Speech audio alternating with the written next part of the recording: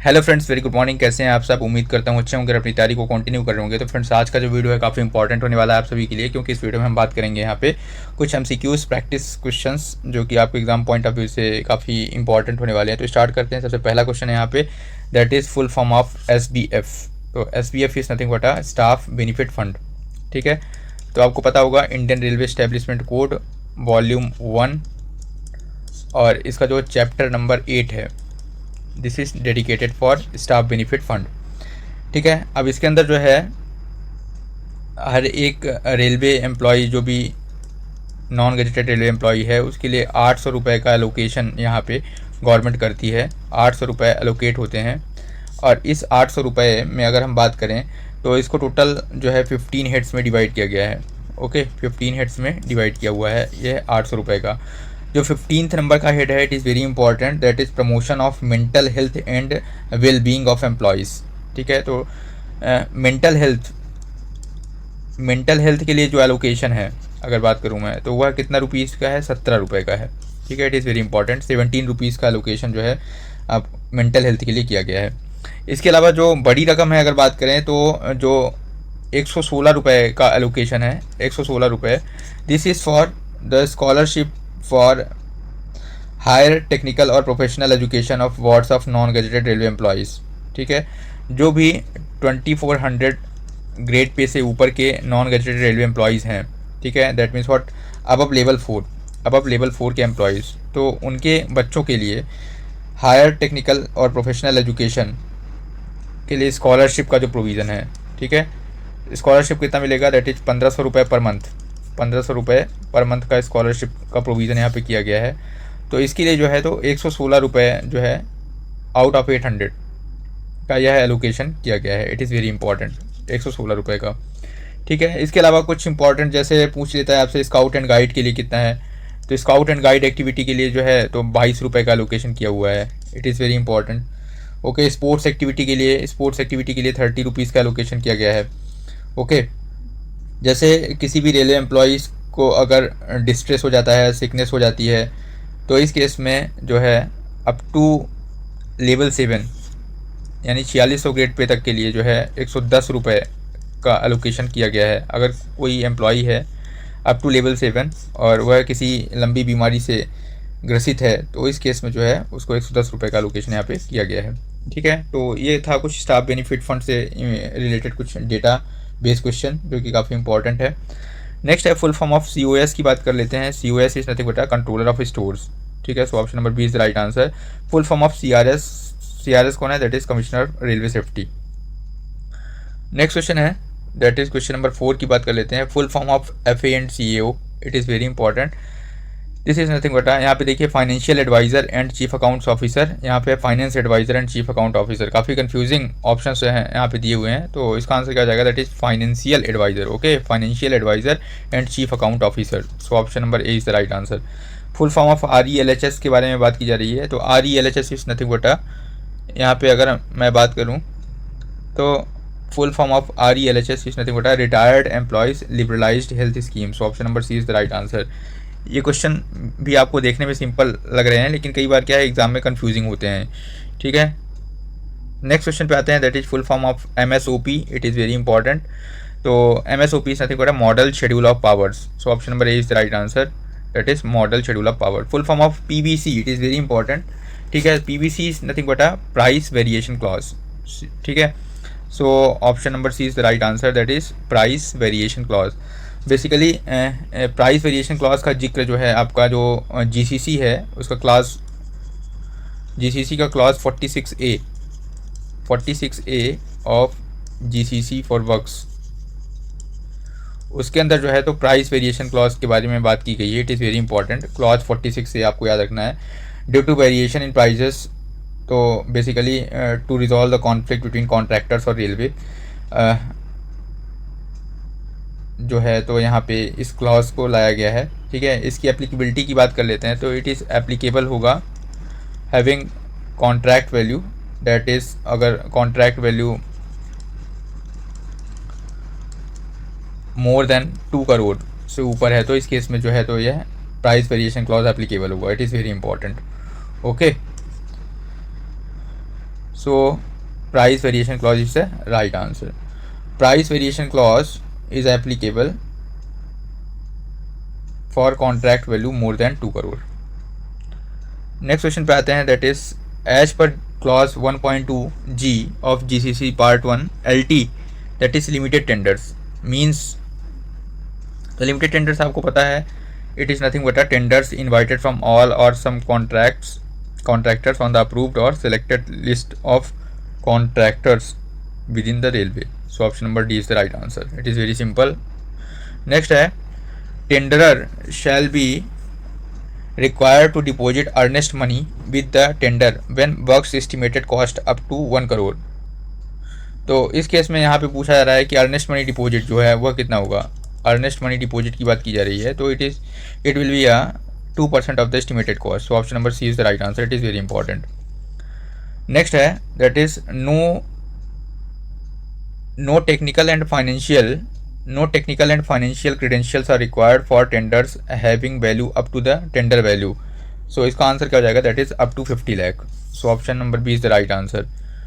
Next question पे आते हैं, that is question number 11. What is the percentage of contract value towards security deposit is required in works contract? It is very important.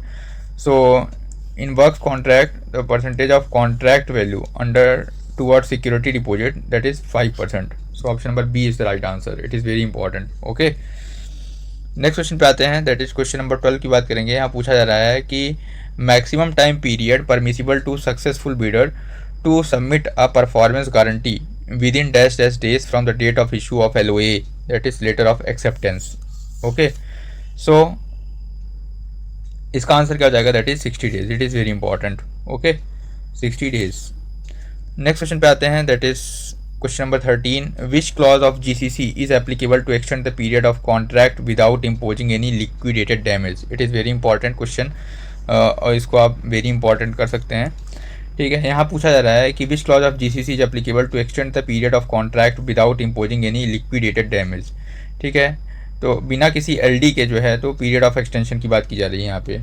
Okay, तो इसके बारे में अगर हम बात करें तो जो GCC का क्लॉज है, क्लॉज नंबर 17 जैसा यहाँ पे ऑप्शन में दिया हुआ है. सबसे पहले क्लॉज नंबर जो 17 है ये काफ़ी इंपॉर्टेंट है, जो कि फोर्स मेजूर क्लॉज को बताता है. ठीक है, तो आपको याद रखना है, this is a force majeure clause.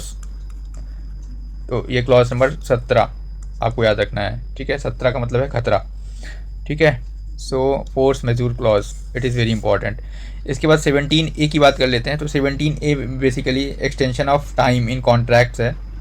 Extension of time in contracts, तो एक्सटेंशन ऑफ टाइम हम क्यों मांग रहे हैं यहाँ पे, इसके 3 वजह हो सकती है. या तो जो कोई मॉडिफिकेशन हो गया है यहाँ पे, ठीक है, कोई मॉडिफिकेशन की बात हो रही है. या दूसरा केस हो सकता है कि extension for delay not due to railways और कॉन्ट्रैक्टर. तो यहाँ पे बेसिकली एक्सटेंशन मतलब कोई डिले इंट्रोड्यूस हो गया है. अब यह डिले ना तो रेलवे के पार्ट्स में है परव्यू में, ना तो कॉन्ट्रैक्टर की वजह से हुआ है, ना तो रेलवेज की वजह से हुआ है. It might be some other factors are involve. तीसरा केस हो सकता है extension for delay due to railways. ठीक है, तीसरा केस ये हो सकता है कि जो डिले इंट्रोड्यूस हुआ है on the account of railways, वह रेलवेज के पार्ट पे हुआ है. ठीक है, तो ऐसे केस में जो है तो यहाँ पे extension of the period applicable होगा without imposing any liquidated damage. It is very important. ठीक है, सो 17A क्लॉज जो है यहाँ पे एप्लीकेबल होगा. अब एक क्वेश्चन आता है यहाँ पे 17B कब एप्लीकेबल होगा. तो 17B एप्लीकेबल होगा extension of time with liquidated damage. ठीक है, अगर यहाँ पे पूछता है extend the period of contract with liquidated damage या इम्पोजिंग द लिक्विडेटेड डैमेज, तो इस केस में क्या हो जाता है, दैट इज 17B. ठीक है, और एक 17C भी है clause. It is very important. 17C clause जो है that is bonus for early completion of work. ठीक है, this is a bonus for what, early completion of work. Early completion of work, तो ये है 17C. और 18 नंबर का जो क्लॉज है that is what, illegal gratification. Illegal gratification, तो ये मैंने 17 और 18 की बात करी यहाँ पे. It is very important. Okay, तो इसका आंसर क्या हो जाएगा, 17A. नेक्स्ट है under which clause of GCC a contractor may demand for arbitration, it is very important. ठीक है, ये क्वेश्चन भी काफ़ी इंपॉर्टेंट है यहाँ पे। तो under which clause the GCC a contractor may demand for arbitration, तो बेसिकली यहाँ पे जब भी कोई डिस्प्यूट अराइज होता है, ठीक है, तो ड्यू टू में भी हो सकता है कि कोई भी टर्म्स हो जो कि कॉन्ट्रैक्ट्स के उसको फॉलो करने में कॉन्ट्रैक्टर्स जो है असमर्थ हो रहा हो। ठीक है, इस केस में अगर बात करें यहाँ पे, तो जो क्लॉज 64 है, this is the clause of GCC in which the contractor may demand for arbitration. ठीक है, under Indian railways arbitration and conciliation rules. So it is very important, demand for arbitration under clause number 64। Clause number 63 की बात कर लेते हैं। तो clause number 63 is nothing but a conciliation.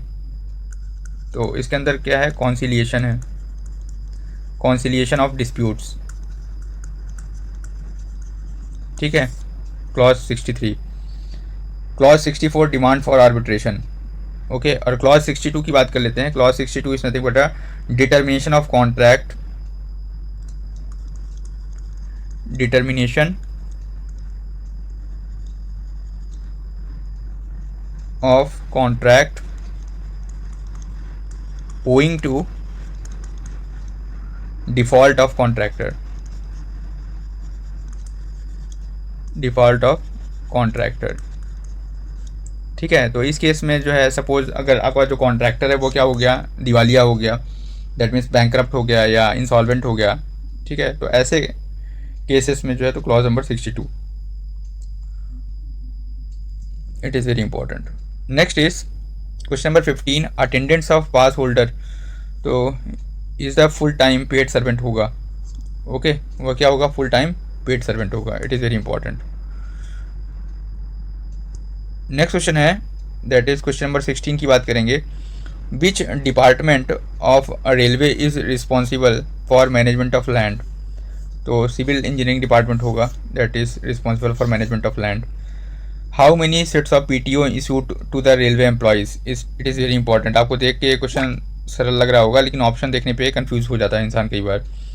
ठीक है, so PTO sets of PTO, that is 4 sets both for gazetted and non gazetted every year from the date of appointment. So option number B is the right answer. Okay, next है, large quantities of stores remain in the custody of subordinates of engineering department. All such stores may be broadly grouped into impressed stores, surplus store, charge of stores, all of the above. Okay, तो इसका answer क्या हो जाएगा, that is all of the above. Next question है, that is question number 19, what is the permissible variation limit for individual non-scheduled items in a contract without requiring finance concurrence. It is very important. So what is the permissible variation limit? It is very important question. Okay, तो यहाँ पे दो चीज़ें हैं, plus minus. That means what, या तो आपने access खर्च कर दिया है, ठीक है, एक्सेस हो गया है, या तो आपने सेविंग कर ली है।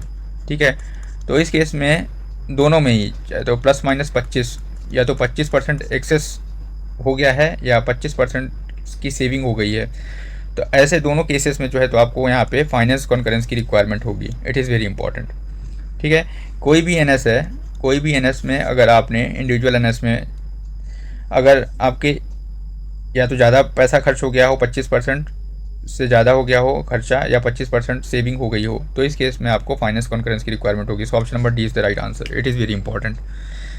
Is the finance concurrence required for granting an extension of contract completion. क्या अनुबंध पूरा करने की अवधि बढ़ाने के लिए वित्तीय सहमति आवश्यक है। ओके, सो इसका आंसर क्या हो जाएगा, दैट इज़ नॉट रिक्वायर्ड, नहीं, आवश्यक नहीं है। It is as simple as that. Next है क्वेश्चन नंबर 21, पूछा जा रहा है, द लेटर ऑफ कैंसिलेशन और termination must be issued by. It is very important कि जो रद्दीकरण या समाप्ति का पत्र निम्नलिखित द्वारा जारी किया जाना चाहिए। Okay, any officer in the engineering department, the finance officer, the same officer who approved the contract irrespective of rank, an authority not lower in the rank than the original contract signing authority. So option number D is the right answer. Okay. Next is question number 22. For ceremonial occasion and other functions, reference should be made to engineering code, SOP, miscellaneous matters, stores code, railway board, general orders. तो for ceremonial occasions and other functions, reference should be made to SOP, miscellaneous matter. ठीक है. So option number B is the right answer. It is very important question. Next question है, यहाँ पूछा जा रहा है whom does the compensatory casual leave is admissible. Okay, तो compensatory casual leave जो है तो किसको मिलेगा? सुपरवाइजरी स्टाफ, ग्रुप डी कर्मचारी, group C and group D कर्मचारी परंतु पर्यवेक्षक नहीं. Okay, so option number C is the right answer. Group C and group D staff but not supervisor. It is very important. Who is empowered to appoint an arbitrator in disputes arising out of railway contracts. तो यहाँ पे बात की जा रही है कि who is empowered to appoint an arbitrator. Arbitrator को अपॉइंट करने के लिए कौन empowered है? ठीक है, PHOD, CAO, chief administrative officer construction, general manager and additional general manager, DRM. तो इसका आंसर क्या हो जाएगा? That is GM and AGM. So option number C is the right answer. It is very important. Next है paternity leave is admissible with less than 2 surviving childrens for the period of. तो paternity leave मिलेगी आपको कितने दिन की? 15 दिन की. So option number C is the right answer. Who can issue work order for execution of contract work against a zonal contract up to 5 lakh. Okay, it is very important. तो 5 लाख रुपए तक के क्षेत्रीय अनुबंध के तहत अनुबंध कार्य के निष्पादन के लिए कार्य आदेश वर्क ऑर्डर वह JG या senior scale independent charge can issue. Okay, so option number C is the right answer. It is very important. Next is question number 27. For the issue of work order against zonal contract up to 5 lakh rupees, which of the following is true? Finance concurrence is required, no finance concurrence is required, approval from PHOD is mandatory, approval from railway board is mandatory. Okay, तो इस case में no finance concurrence is required. तो 5 लाख रुपए तक के क्षेत्रीय अनुबंधों के विरुद्ध कार्य आदेश जारी करने के लिए जो JAG या senior scale independent charge authorised है उस यहाँ पे no finance concurrence is required उसके साथ में शर्त है. Premature retirement can be made by GM, HOD concern, railway board और appointing authority.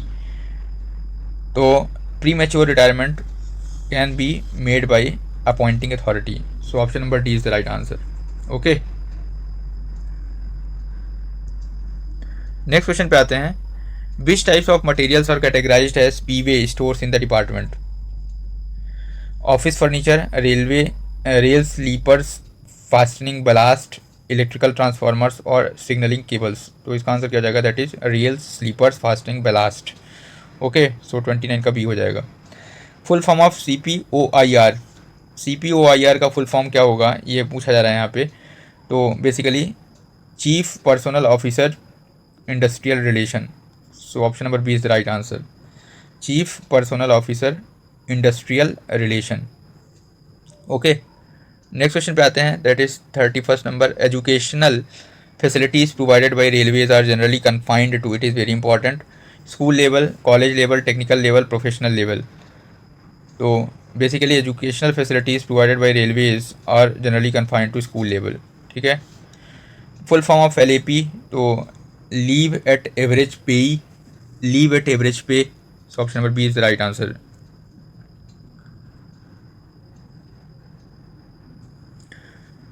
With in which period paternity leave can be granted. तो इसका आंसर क्या हो जाएगा? That is 6 months. Next question है. What is the maximum period of leave on average pay at a time that railway servant may be granted. तो इसका answer हो जाएगा that is 180 days. So option number C is the right answer.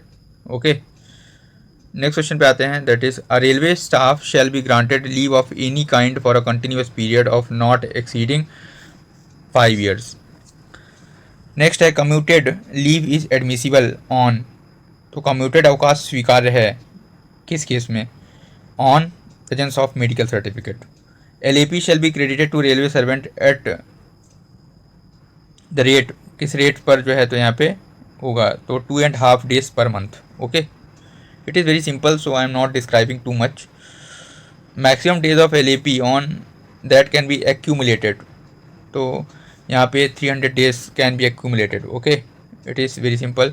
Full form of LOA ये question paper में ही लिखा हुआ है, that is letter of acceptance. It is very simple. Okay, next is disciplinary authority while passing order for imposing a penalty should invariably pass orders for penalty, speaking order, final order or none। तो speaking order क्या जाएगा इसका answer, that is speaking order। What is the current date from which the railway servants discipline and appeal rule 1968 came into force? तो इसका answer हो जाएगा that is 1 October 1968। Review of a service in case of a railway employee is to be done when he complete 30 years of service, attain 55 years of age, A and B whichever is earlier। So option number C is the right answer। The retirement age becomes 60 years with effect from, तो retirement age जो है तो 60 साल होगी, यह कब से लागू हुआ, ये सिंपल क्वेश्चन है। This is very important also, that is factual 13 May 1998। Okay, 13 May 1998। New pension scheme basically क्या है, एक कंट्रीब्यूटरी स्कीम है। So option number A is the right answer. New pension scheme is effect from 1 जनवरी 2004 से effect में आया। It is very simple.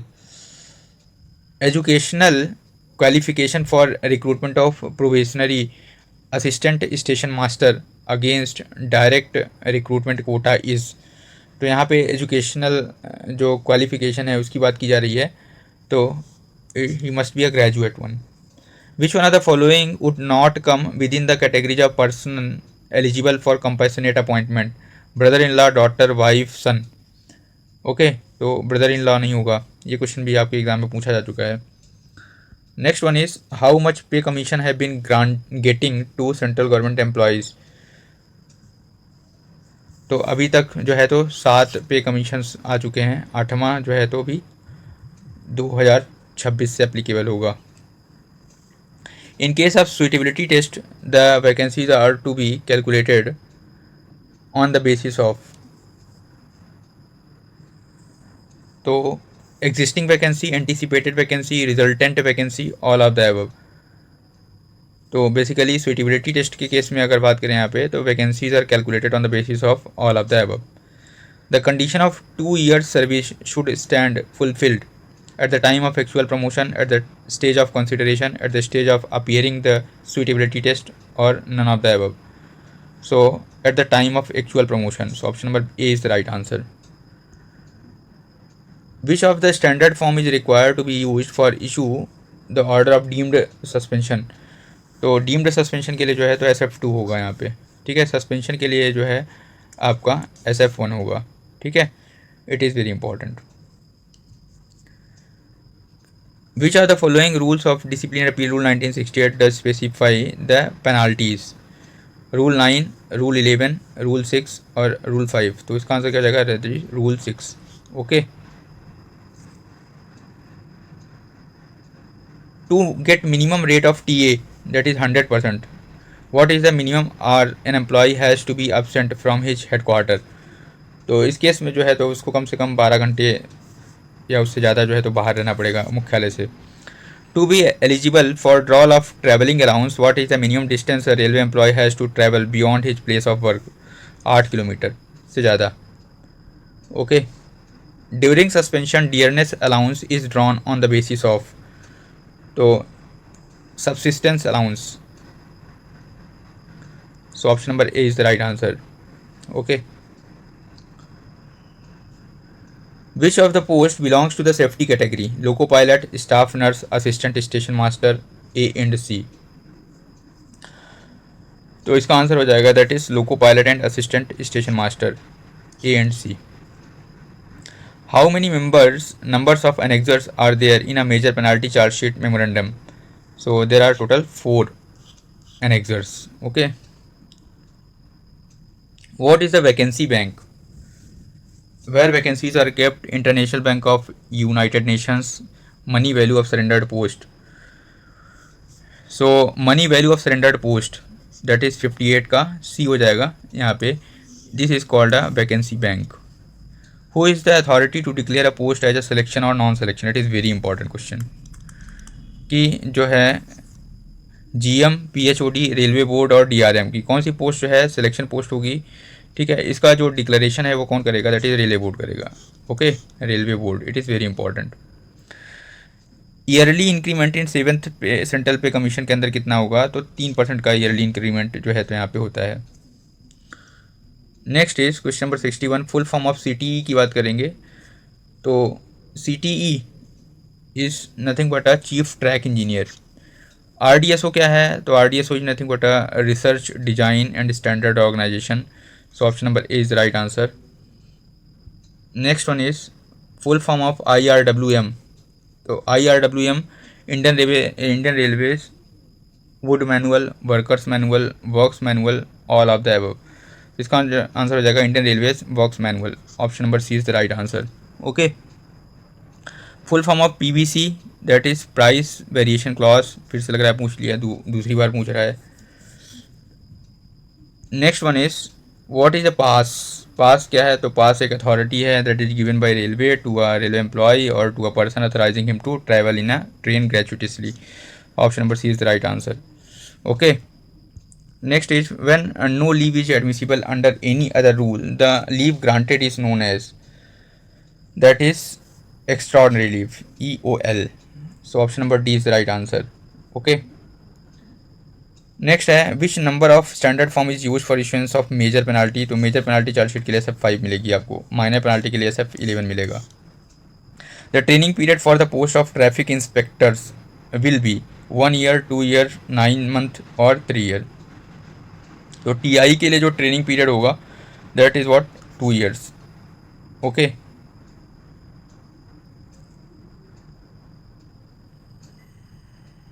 The contribution of employee towards new pension scheme. तो contribution of employee that is 10% of pay. So option number C is the right answer. Permanent pension account number will consist of 12 digits. So sorry,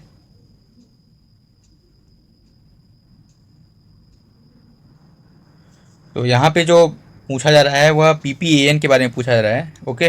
permanent pension account number, it has the 16 digits. Okay. And it is issued by the pension accounting office. Okay.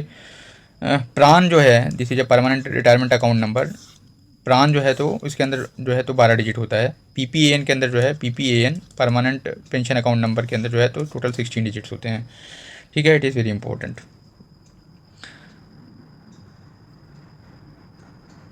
Next है how many days leave can be sanction for an employee who donated blood. तो इसके लिए जो है तो यहाँ पे 1 दिन का जो है यहाँ पे अवकाश मिलता है. सो 1 दिन का अवकाश यहाँ पे मिलेगा. ओके. नेक्स्ट है which are the divisions that come under the south east central railways. Bilaspur, Raipur, Nagpur, all of the above. तो इसका आंसर हो जाएगा ऑल ऑफ द अबव.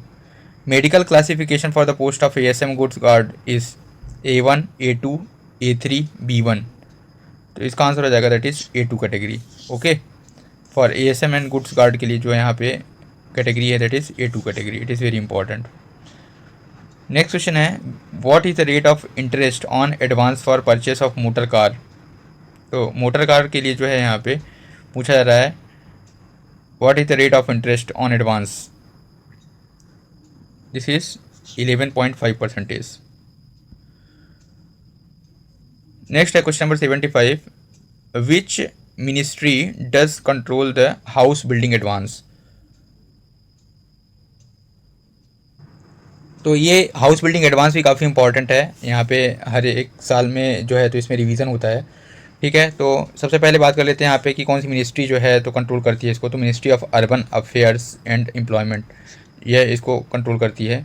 ठीक है, और इसमें जो अगर हम बात करें कि जो फाइनेंशियल ईयर 2025-26 के लिए जो HBA का परसेंटेज रेट ऑफ इंटरेस्ट है वह कितना था, 7.44% था। और अभी रेट आया है 2026-27 के लिए रिवाइज होके कितना हुआ है, यह 7.1%। इट इज़ वेरी इंपॉर्टेंट, आपको याद रखना है यहाँ पे कि 1 अप्रैल 2026 से 31 मार्च 2027 तक के लिए जो रेट डिसाइड हुआ है दैट इज़ 7.1% है। कितना है, 7.1%। It is very important. Okay, इसके अलावा जो है तो आपको पता है कि जो आपका इंटायर सर्विस है उस सर्विस में केवल एक ही बार जो है तो आप HBA का लाभ ले सकते हैं। ठीक है, only one advance shall be sanction to the government servant during his or her entire service. और यहाँ पे हम बात कर लेते हैं कि मैक्सिमम अमाउंट कितना है, तो that must be 34 months of basic पे, 34 मंथ्स ऑफ बेसिक पे, और सब्जेक्ट हुआ मैक्सिमम कितना, 25 लाख रुपीज़। ठीक है, इसमें जो भी मैक्सिमम होगा, इसमें जो भी मैक्सिमम होगा दैट मे बी आपको मिल सकता है for the construction or purchase of new house or flats. Okay, तो यहाँ पे 34 मंथ्स का basic pay subject to maximum of 25 lakhs. ठीक है, 25 लाख से ज़्यादा नहीं होना चाहिए वो, तो 25 लाख की एक सीलिंग है यहाँ पे। और आपका जो एग्जिस्टिंग हाउस है, आपका जो भी एग्जिस्टिंग हाउस है उसमें अगर आपको एक्सपेंशन करना है, ठीक है, तो इस केस में जो है amount of HBA will be limited to 34 months of basic pay subject to maximum of कितना, 10 लाख रुपीज़। तो एग्जिस्टिंग में एक्सपेंशन के लिए 10 लाख रुपए, और यहाँ पे आपको जो है तो 25 लाख रुपए मैक्सिमम जो है यहाँ पे मिल सकते हैं। It is very important. And the amount of advance shall be restricted to 80% of the true cost of the land and construction of the house. Okay, in rural areas, तो 80% in rural areas and 100% in town और city या urban areas। तो ये point आपको कुछ important याद रखना है। Next one is what percentage of pay will be added to basic pay for the running staff parentally posted in non-running post। तो इसका आंसर हो जाएगा that is 30%। So option number A is the right answer, that is 30%। How many members will be there in a selection board for forming a panel in selection post, 5, 3, 4, 1। तो इसका answer हो जाएगा that is 3। Who is the competent authority to decide a classification of a post as non selection in each department. Option दिया है GM, HOD, railway board, DRM। Okay, तो इसका answer हो जाएगा that is railway board. Railway board he decide करता है कि कौन सा पोस्ट सिलेक्शन पोस्ट होगा, कौन सा नॉन सिलेक्शन पोस्ट होगा। ओके, नेक्स्ट है क्वेश्चन नंबर 79 की बात करेंगे। How many types of standard forms that are used while initiating action against railway employees under DNDAR 1968? 1, 5, 11 और 12। तो प्लीज़ इसका आंसर जो है तो आप कमेंट बॉक्स में बताएं। Okay, please comment the answer for question number 79। Next is which of the standard form is required to be use for revocation of suspension. तो इसके लिए जो SF4 होगा। Plan at 16 is related to which work, doubling, traffic facilities, road safety works, rolling stock. तो traffic facilities. The period of 1 month for which monthly salary is drawn is called as monthly salary, veg period. So option number B is the right answer, that is wage period. Which document is prepare to make interim payment to the contractor, completion report, RA bill, work order or tender. Okay, तो इसका answer हो जाएगा that is RA bill.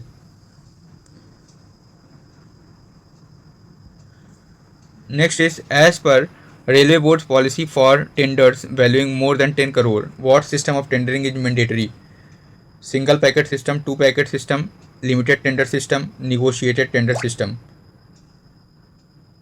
तो इसका answer हो जाएगा that is two packet system.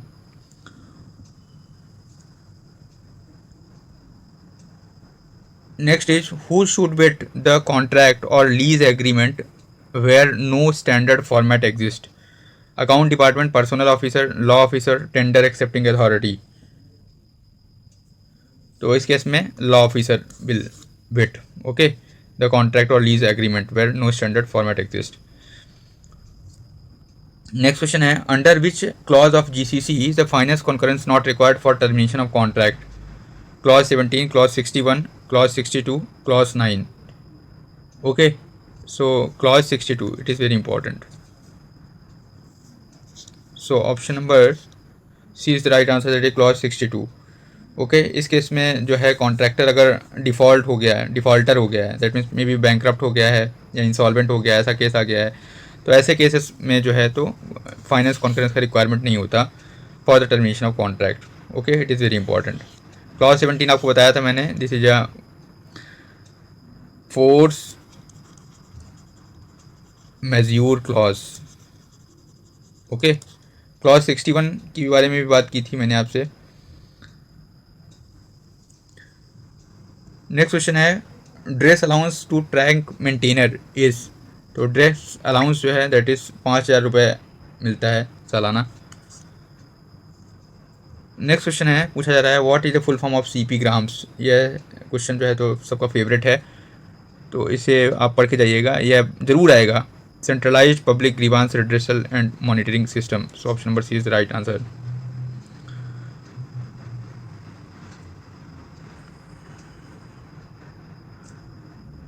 A female railway employee shall be entitled to maternity leave for, तो 180 days का मैटरनिटी लीव मिलता है। DMTR is nothing but a daily material transaction register. So option number B is the right answer, it is very important.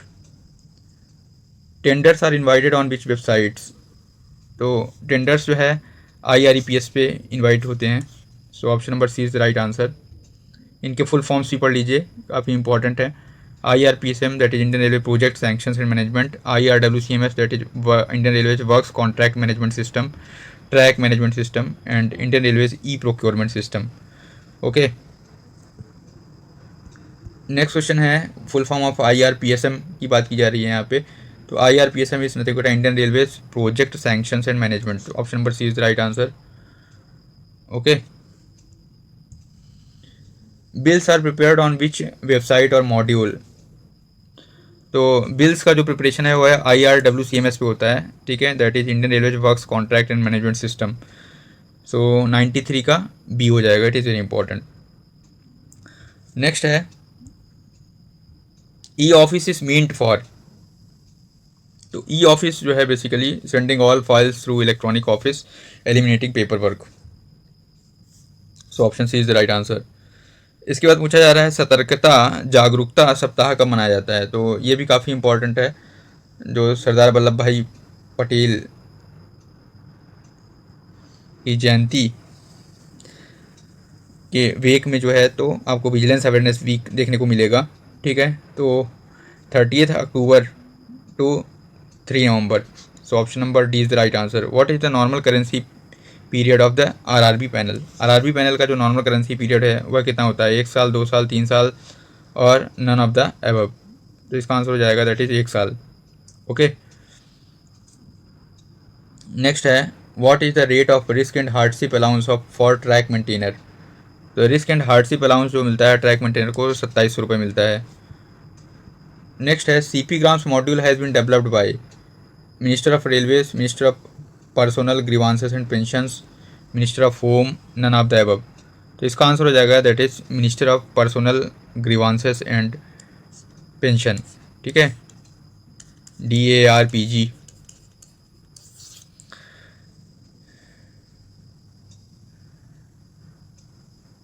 Where is the headquarter of CAT is located. Okay, Mumbai, new Delhi, Kolkata, Jabalpur. इसका answer हो जाएगा that is Jabalpur. Sorry, CAT का जो main office है headquarter यह new Delhi के अंदर है, new Delhi is the right answer. Okay, Jabalpur में भी इसकी ब्रांच है, that is the circuit branch, but जो मेन हेडक्वार्टर पूछा जा रहा है यहाँ पे तो यह न्यू दिल्ली के अंदर है। What is the full form of HRMS? तो HRMS is nothing but a human resource management system है, so option number A is the right answer. राजभाषा हिंदी के प्रयोग की दृष्टि से भारत संघों में कितने वर्गों में बांटा गया है? तो 3 वर्गों में बांटा गया है, का क्षेत्र, खा क्षेत्र और गा क्षेत्र। नेक्स्ट है, केंद्रीय हिंदी समिति के अध्यक्ष कौन होते हैं? तो प्रधानमंत्री जी हैं, तो केंद्रीय हिंदी समिति के अध्यक्ष होते हैं। रेल हिंदी सलाहकार समिति के अध्यक्ष कौन होते हैं? तो रेल मंत्री जो हैं तो रेल हिंदी सलाहकार समिति के अध्यक्ष होते हैं। संसदीय राजभाषा समिति में लोकसभा के कितने सदस्य होते हैं? तो लोकसभा के 20 सदस्य होते हैं, राज्यसभा के 10 सदस्य होते हैं, टोटल 30 सदस्य होते हैं। संविधान की 8वीं अनुसूची में कुल कितनी भाषाएं हैं? तो 22 भाषाएं हैं। ओके, राजभाषा आयोग के प्रथम अध्यक्ष कौन थे? तो BG खेर, आपको पता होगा, दैट इज़ बाल Gangadhar Kher is right answer. राजभाषा अधिनियम किस वर्ष बना? तो राजभाषा अधिनियम 10 मई 1963 को बना, so option number C is the right answer. It is very important. राजभाषा अधिनियम 1963 में कुल कितनी धाराएं हैं? तो इसमें टोटल 9 धाराएं हैं। नेक्स्ट क्वेश्चन है, क्षेत्रीय रेलवे राजभाषा कार्यान्वयन समिति के अध्यक्ष कौन होते हैं?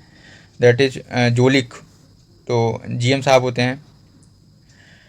भारत संघ की राजभाषा क्या है? तो भारत संघ की राजभाषा देवनागरी लिपि में हिंदी है, so option number C is the right answer. तो इस तरह से हमने टोटल 110 क्वेश्चंस जो है तो कवर किए, और यह सीरीज़ जो है रैपिड रिवीजन सीरीज़ थी, तो वीडियो को आप जो है तो 2 टाइम्स और 2.5 3 टाइम्स फास्ट स्पीड में जो है तो देख सकते हैं। Thanks for watching this video, have a nice day friends.